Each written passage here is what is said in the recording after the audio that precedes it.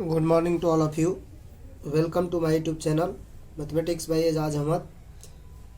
आज के इस वीडियो में हम बाइनोमियल थ्योरम से रिलेटेड ट्रिक्स नंबर 2, जिसमें हम ट्रिक 2 में देखेंगे कि इंडिपेंडेंट टर्म का कोफिशिएंट, जिसको हम कांस्टेंट टर्म भी करते हैं या coefficient of x to the power 0 भी कहते हैं, उसका हमें और उससे रिलेटेड प्रॉब्लम्स को देखने वाले हैं। आइए देखते हैं। प्रॉब्लम है कि find the term independent of x, यानी x से स्वतंत्र पद क्या होगा इन द एक्सपेंशन ऑफ, यानी इसके विस्तार में, इसके एक्सपेंशन में x से इंडिपेंडेंट टर्म क्या होगा ये फाइंड करना है।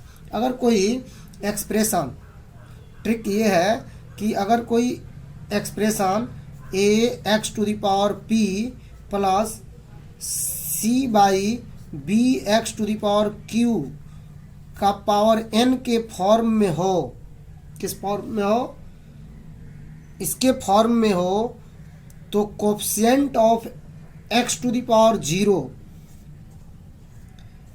Coefficient of x to the power 0 या कांस्टेंट टर्म कहते हैं या इंडिपेंडेंट टर्म कहते हैं, तीनों नाम से जानते हैं।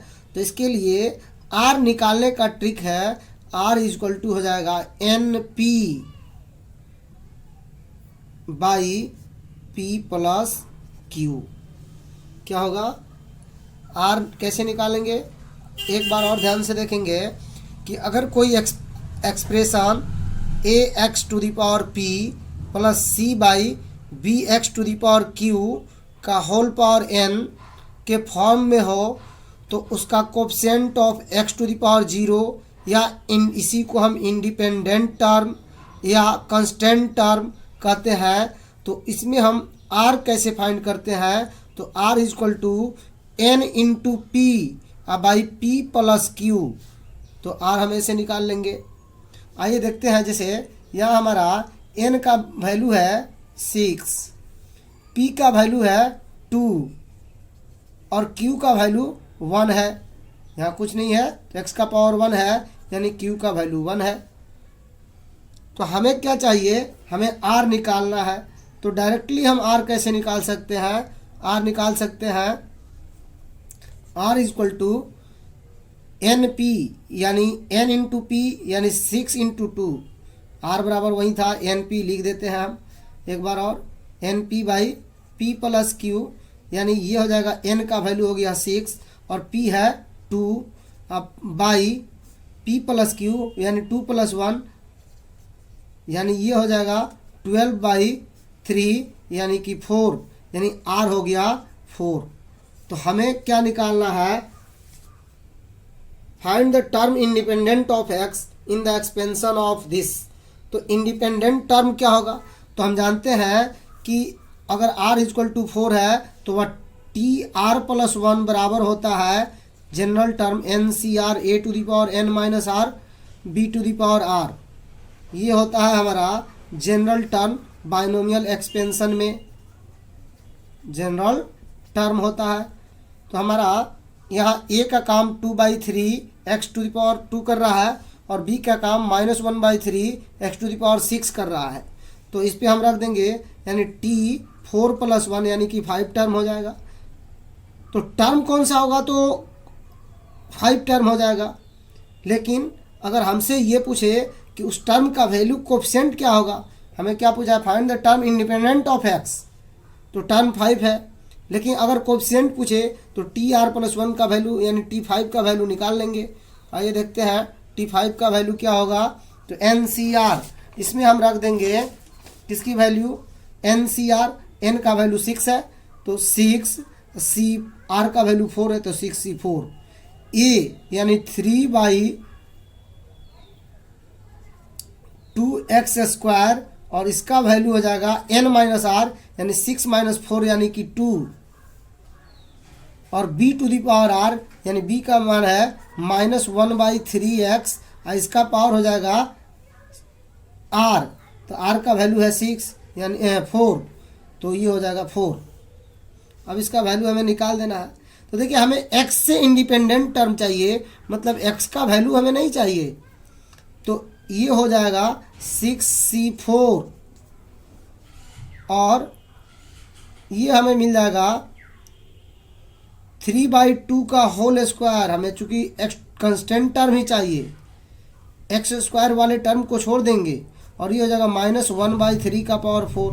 इसको सॉल्व कर देते हैं। अब देखिए एक फार्मूला आपको याद होगा कि NCR बराबर NCn-R होता है, यानी आप NCR का वैल्यू निकालिए या NCn-R का वैल्यू निकालिए, दोनों वैल्यू इक्वल होता है। तो हम 6c4 का वैल्यू निकालें या 6c2 का वैल्यू निकालें, दोनों एक ही होगा। और 3/2 का स्क्वायर -1/3 का पावर इंटू -1/3 का पावर 4। तो यहाँ से आप देख सकते हैं 6c2 का मतलब 6 को 2 बार खोलिए, ये हमने ट्रिक्स 1 में बता के रखा है। तो 6 × 5 और बाई 2 × 1, और ये हो जाएगा 3 का स्क्वायर 9/4, और ये हो जाएगा माइनस, चूँकि इवेंट पावर है तो प्लस पॉजिटिव हो जाएगा। क्या हो जाएगा? पॉजिटिव हो जाएगा। तो पॉजिटिव होगा तो ये 1 और 3 का पावर 4 यानी कि 81 हो जाएगा। तो 9 1 जा 9, 9 9 जा 81। अब देखिए ये कट जाएगा, 2 3 जा 6, 3 1 जा 3, 3 3 जा 9। अब कटने वाला है नहीं तो ये हो जाएगा 5। अब बाई 4 3 जा 12 यानी 5/12 उसका कांस्टेंट टर्म हो जाएगा। तो इंडिपेंडेंट टर्म वैसे निकाल सकते हैं। आइए अगला एक्सप्रेशन देखते हैं कि अगला एक्सप्रेशन क्या होगा।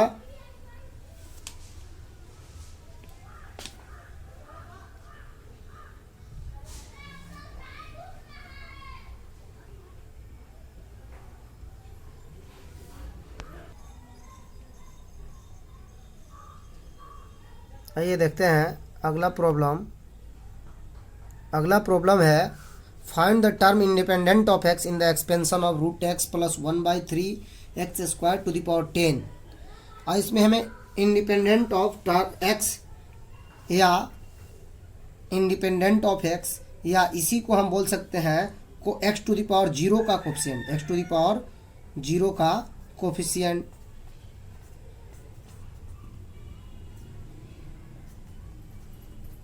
या तो x टू द पावर 0 का कोफिशिएंट कहें या इंडिपेंडेंट ऑफ x कहें, दोनों बात एक ही है। आइए देखते हैं। तो हमने इसको लिख सकते हैं रीराइट करके कि x का पावर 1/2 प्लस 1/3 x स्क्वायर का पावर 10। तो हमने अभी बताया r निकालने के लिए कि r बराबर होगा NP/P + Q। तो देखिए P का काम 1/2 कर रहा है, तो यहाँ से R बराबर हो जाएगा 1NP यानी 10 इंटू P का वैल्यू 1/2। तो NP अब बाई हो जाएगा P + Q यानी 1/2 प्लस Q है 2 यानी R का वैल्यू हमें मिल जाएगा 5। इसे 2 से कैंसिल हो जाएगा 5 टाइम में, तो ये हो जाएगा 5 बाई अब 2 + 1 हाफ यानी ये हो गया 5/2 यानी ये हो जाएगा, हमें मिल जाएगा 5/2। तो यहाँ हो जाएगा 5 और 2 ऊपर चल जाएगा तो मल्टीप्लाई हो जाएगा। तो ये हो जाएगा 5 से 5 कैंसिल, तो यहाँ R का वैल्यू हो जाएगा 2। तो R निकल गया हमें 2। अब R 2 निकल गया तो हमसे अगर टर्म पूछा रहता तो टर्म T बराबर होता है, टर्म बराबर होता है R + 1 यानी ये हो जाएगा 2 + 1 यानी कि टर्म थर्ड हो जाता। क्या होता? थर्ड टर्म हो जाता।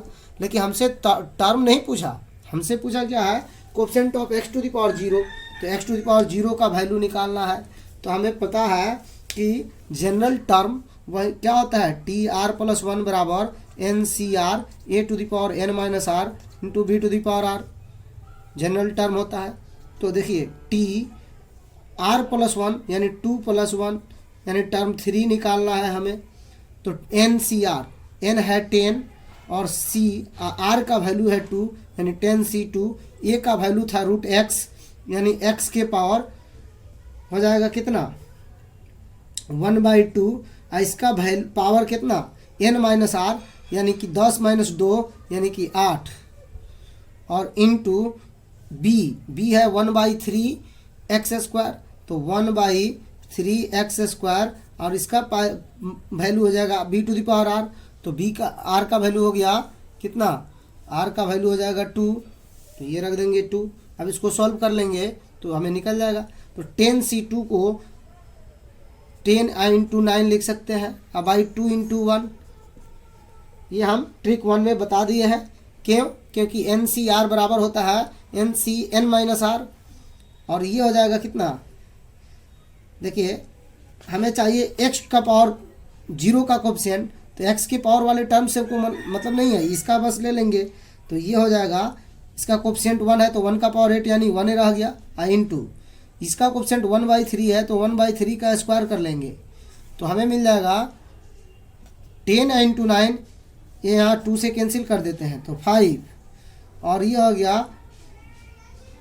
45, इंटू ये हो जाएगा 1/9, तो 9 5 जब 45 यानी कि हो गया 5, यानी T3 का वैल्यू निकल गया 5, यानी टर्म 3 का कोफिशिएंट जो होगा वह 5 होगा। तो आप यहाँ से देख सकते हैं कि हमारा ऑप्शन कौन सा सही है। तो ऑप्शन जो है वह ऑप्शन बी ए करेक्ट है, ए में दिया है 5। Thank you.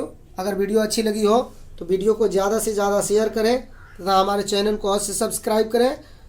ऐसे ही ट्रिक्स के लिए मिलते हैं अगले प्रॉब्लम के साथ नेक्स्ट वीडियो में, अगले ट्रिक्स के साथ नेक्स्ट वीडियो में। तब तक के लिए बहुत बहुत धन्यवाद।